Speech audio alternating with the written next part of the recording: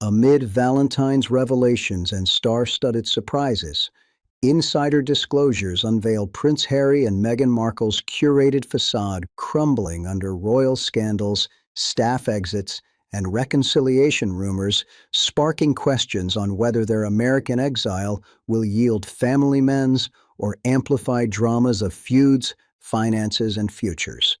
Good evening, and thank you for joining me as we explore these enthralling royal developments with the thoughtful perspective you deserve.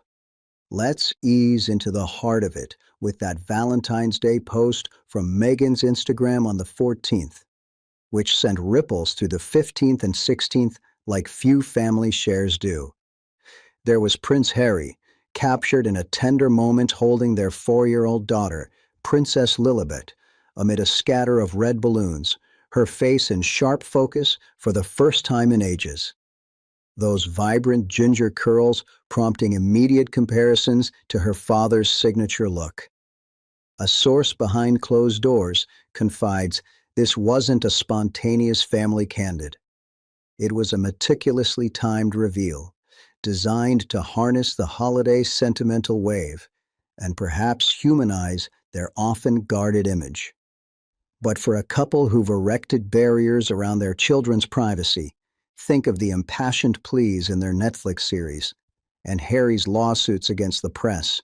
This exposure feels a touch opportunistic. Whispers abound about young Archie's continued absence from such glimpses, stirring speculation in social gatherings about their selective sharing and what it says about family priorities. A longtime family acquaintance suggests it's part of Meghan's broader narrative push, tying into her caption dubbing them her forever Valentines and evoking a sense of enduring bond amid the chaos. This intimate share sets the stage for their more public Valentine's flourish, the surprise outing to the NBA All-Star Game on the 15th at the Intuit Dome in Inglewood, where they claimed courtside seats beside none other than Queen Latifah for the league's grand 75th anniversary bash.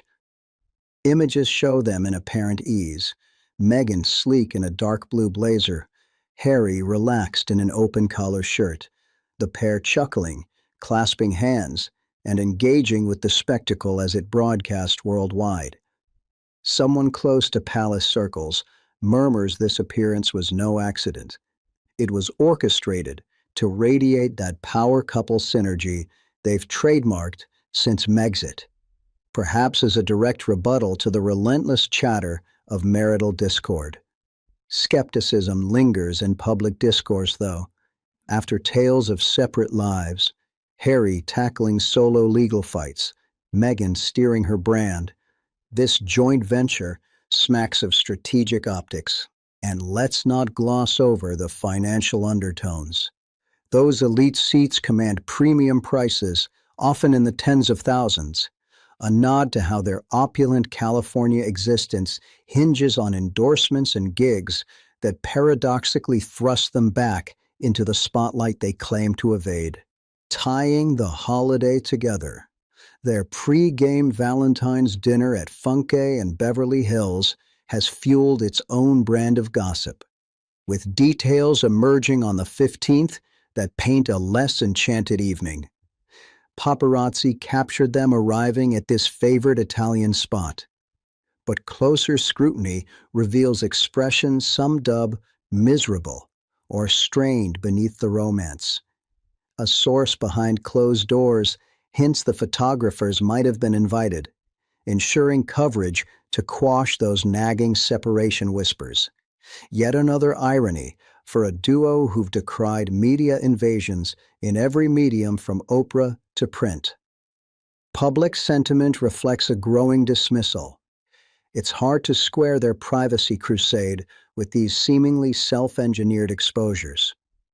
Whispers from a well-meaning staff member suggest underlying frictions colored the night, perhaps linked to recent Archewell upheavals or the toll of their transatlantic tensions, leaving them appearing more dutiful than delighted. These moments blend into Meghan's domestic narrative, Like her embrace of the 2026 is the new 2016 trend, posted just prior, but resonating through February with its callback to their meeting year and pledge for a gentler pace after a whirlwind 2025. Accompanied by throwback portraits and subtle resets, it aims to project renewal and nostalgia. But a source within the inner circle confides this is laced with PR intent. Coming off a year marred by setbacks, such as the Cookie Queens documentary flop executive produced by them. It premiered at Sundance to tepid reviews and faded fast. Then there's the chocolate gifting vignette. Meghan presenting Harry with as-ever treats in a home video. Him unwrapping a white chocolate bar with enthusiasm. Endearing, yet skeptics see product promotion amid reports of uneven sales, with Harry reportedly offering cautious counsel to avoid overstretch. Money matters loom here. Their Netflix deal wavers despite approvals like Heart of Invictus, and lifestyle upkeep demands constant revenue streams. We've savored these Valentine's vignettes, the posts, the games, the dinners rich with surface charm, yet hinting at deeper currents.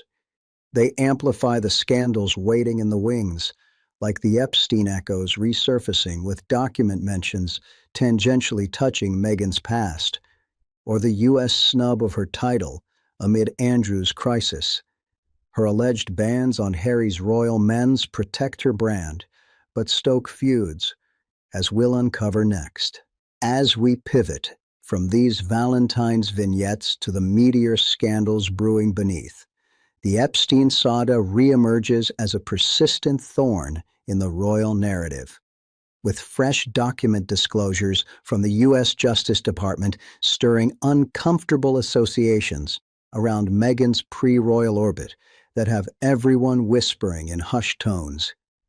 A well-placed source reveals her name surfaces in peripheral mentions, nothing alleging misconduct or direct involvement, mind you, but tied to old Hollywood networks like those rumored connections to Steve Mnuchin during her acting days. Enough to ignite speculation and dredge up questions about past acquaintances that she'd likely prefer stayed buried. The American authorities' deliberate refusal to recognize her as the Duchess of Sussex in any official papers adds yet another layer of snub, underscoring their increasingly outsider perch in a world where titles once opened doors, but now seem more like relics. It's a scandal that intersects painfully and inevitably with Prince Andrew's ongoing public disgrace, pulling his daughters, Princess Beatrice and Princess Eugenie, into a vortex of emotional turmoil as they grapple with the inherited fallout from their father's missteps. A situation that's left them reportedly reeling and seeking distance. Meghan's purported directives to Harry keep a firm distance from the Windsors to insulate her as-ever brand from any contaminating associations, frame this entire mess as the gravest royal upheaval since Diana's tragic era. A hyperbolic comparison that only heightens the drama. But public circles greet it with a healthy dose of cynicism. After all, after monetizing their titles through books, series, and ventures, while simultaneously criticizing the institution's flaws, this protective stance feels rather self-serving and conveniently timed, doesn't it? Whispers from a source behind closed doors even dredge up wilder, more salacious tales, like Meghan's alleged yacht girl days in the early 2010s, mingling with elite, jet-setting circles during her Suits hiatus. Unsubstantiated fodder that only amplifies the family's broader vulnerabilities and keeps the gossip mills churning relentlessly, turning every old photo or connection into potential headline bait. This scandalous backdrop feeds directly into the staff turmoil at Arkewell, where a wave of exits has painted a vivid portrait of disarray that's dominated the royal chatter over the 15th and 16th. raising eyebrows about the stability of their post-royal empire. A source within the inner circle confides that longtime executive director James Holt is departing after 5 dedicated years of steering the ship.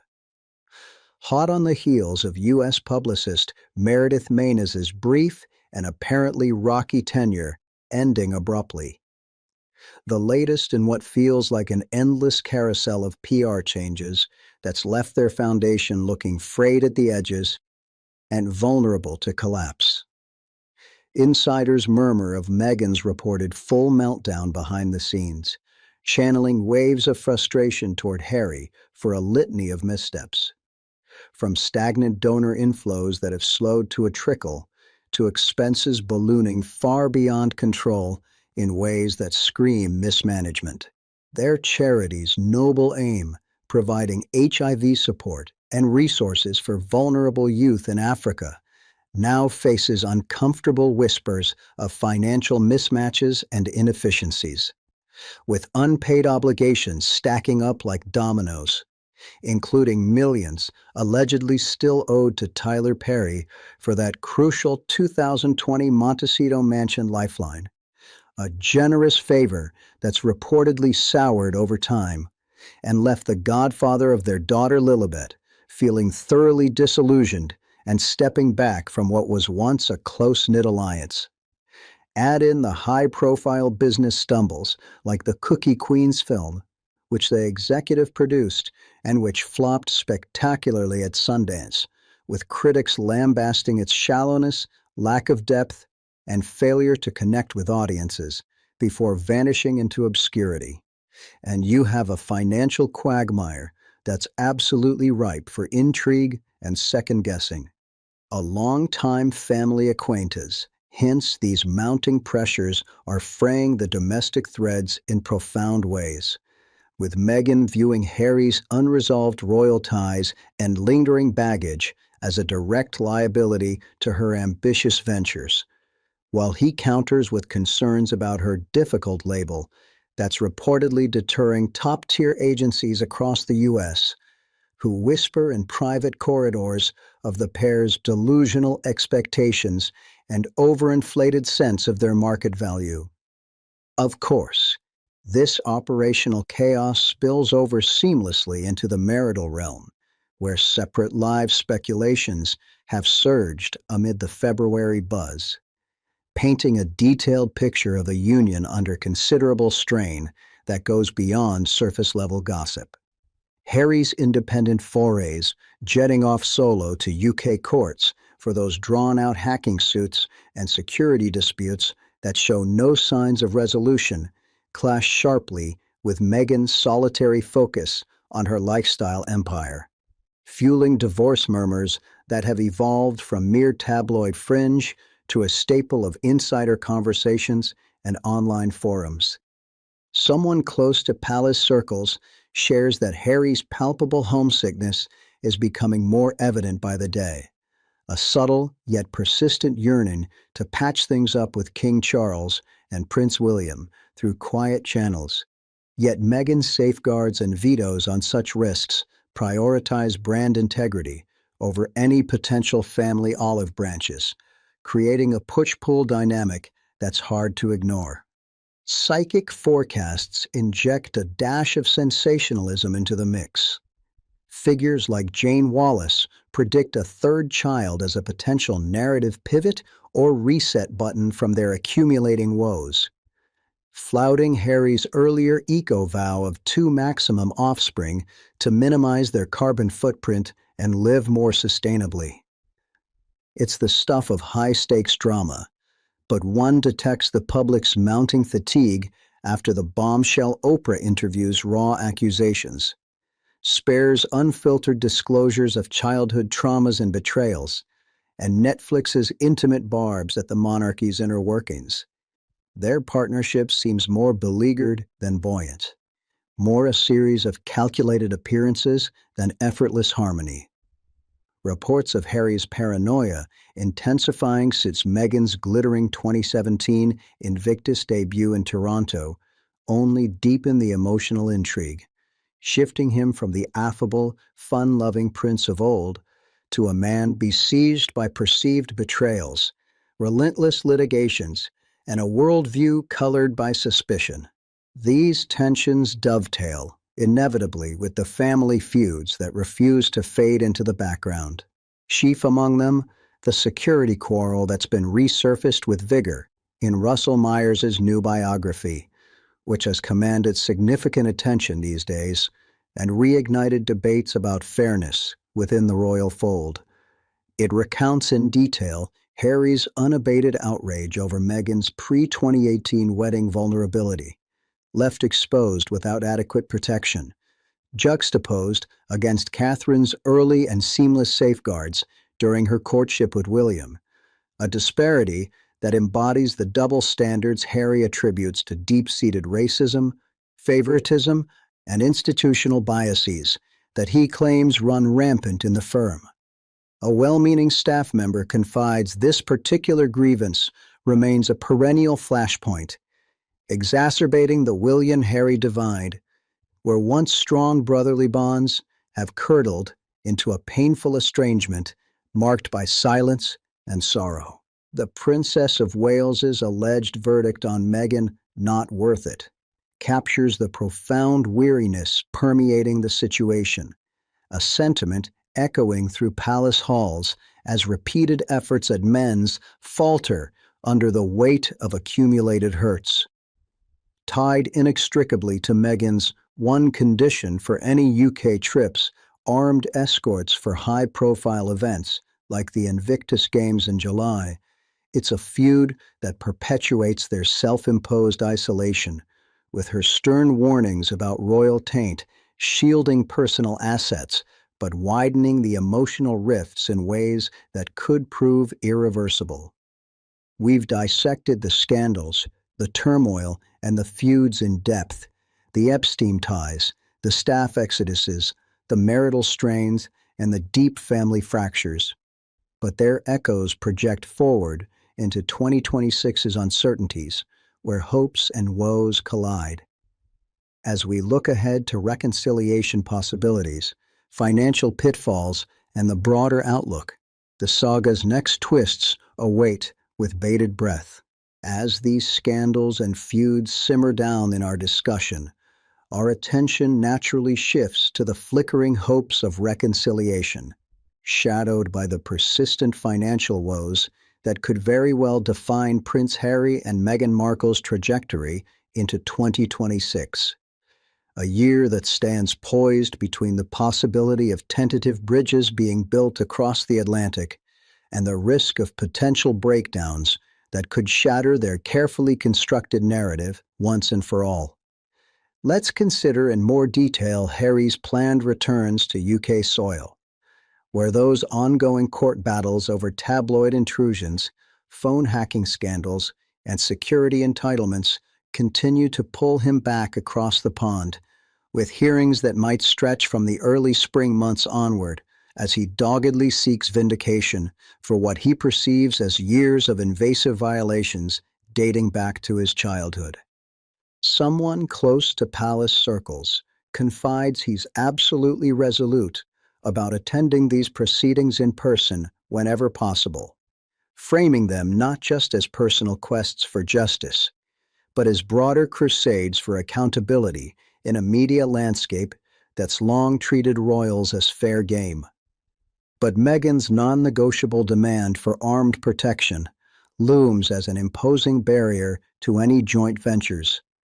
Her one condition that revives those deeply felt pre-wedding grievances and casts considerable doubt on her ever joining him for these trips, preferring instead the relative sanctuary of their Montecito enclave. One senses the growing dismissal in broader public sentiment.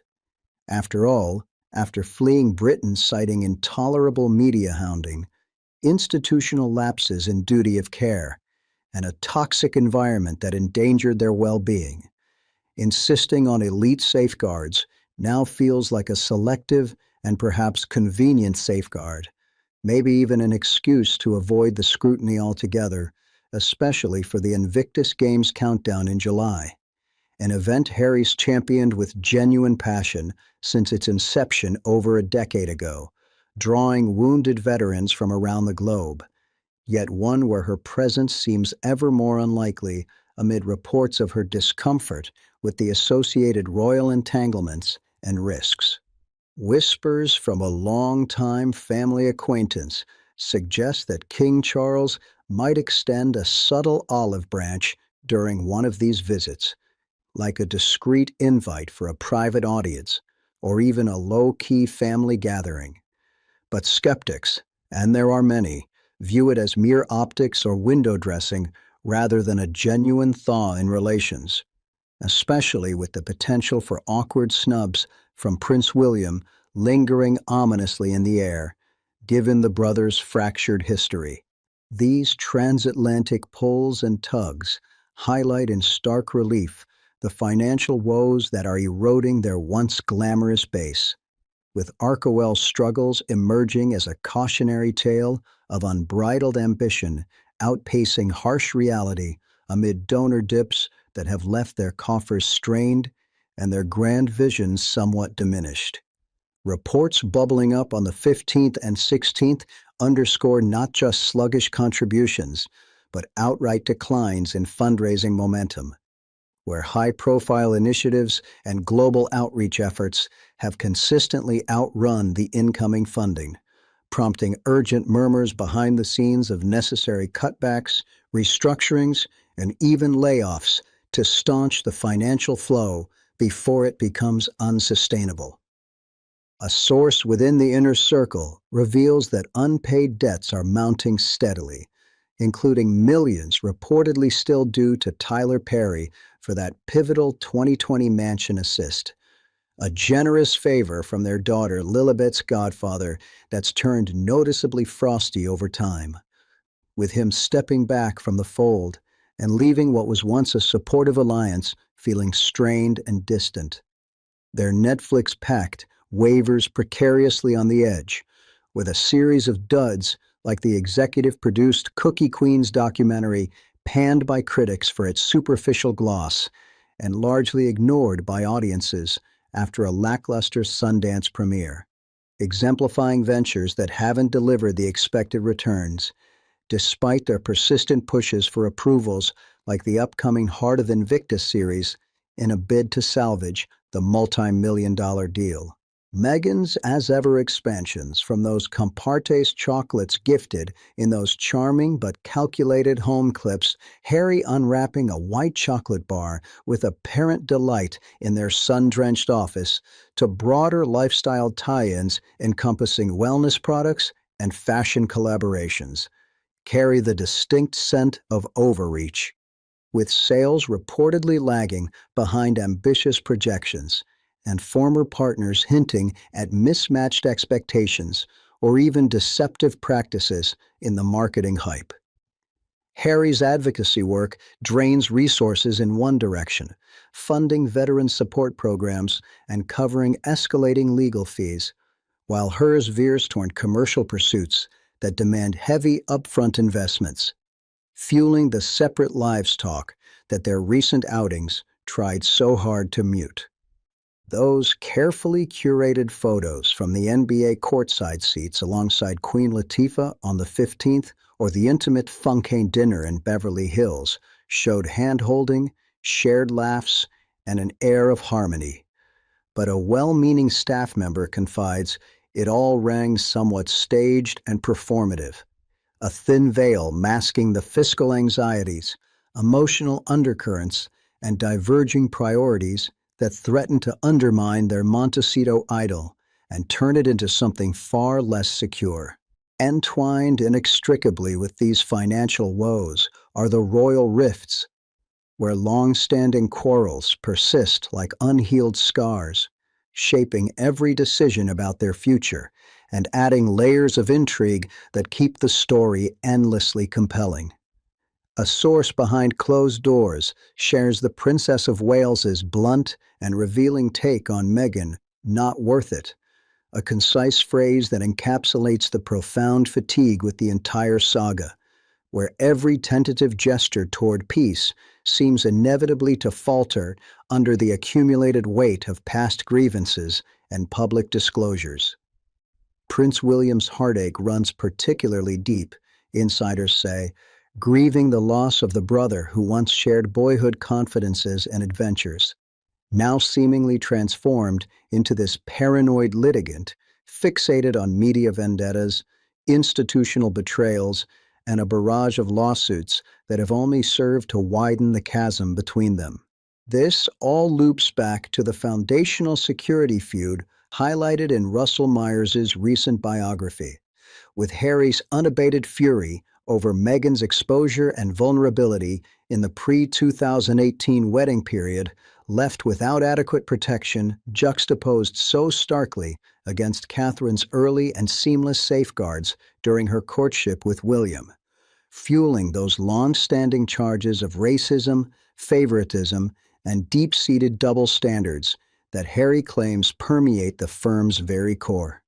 Amid the Epstein scandal's insidious ripples, fresh document mentions touching on Meghan's distant past associations, the U.S. government's pointed snubs in refusing her Duchess title, and the broader taint affecting Andrew's family, her stern warnings to Harry about steering clear of the royal quagmire, shield her brand ambitions, but only deepen their self-imposed isolation, clashing directly with his quiet homesickness for the familiar connections and British roots he abandoned in such a dramatic fashion years ago.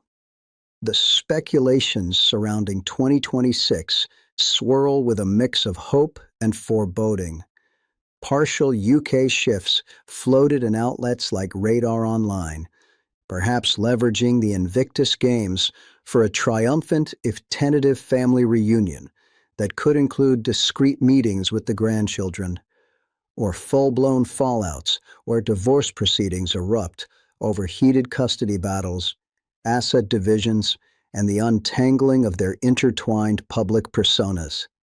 Psychics like Jane Wallace add a sensational twist with teasings of a third child that would defy Harry's earlier eco-conscious pledge of 2 kids maximum to limit their environmental impact, or perhaps long-awaited security wins in court that enable bolder transatlantic moves without the constant shadow of vulnerability. But public cynicism abounds at such notions, preferring grounded analysis over mystical forecasts. Rumors like tenuous P, Diddy scandal links resurfacing, or yacht girl digs from Meghan's acting era heighten the overall drama. Will they mend fences, succumb to splits, or stage unlikely comebacks? It's an intrigue-laden landscape where money quarrels, emotional divides, and the pull of legacy could tip the scales in unforeseen directions, keeping observers hooked. In reflecting on these hopes, woes, and outlooks, the Sussexes' tale weaves a complex tapestry of unbridled ambition, entangled with deep resentment, where curated facades crumble under the weight of self-forged dramas that span feuds, finances, and uncertain futures.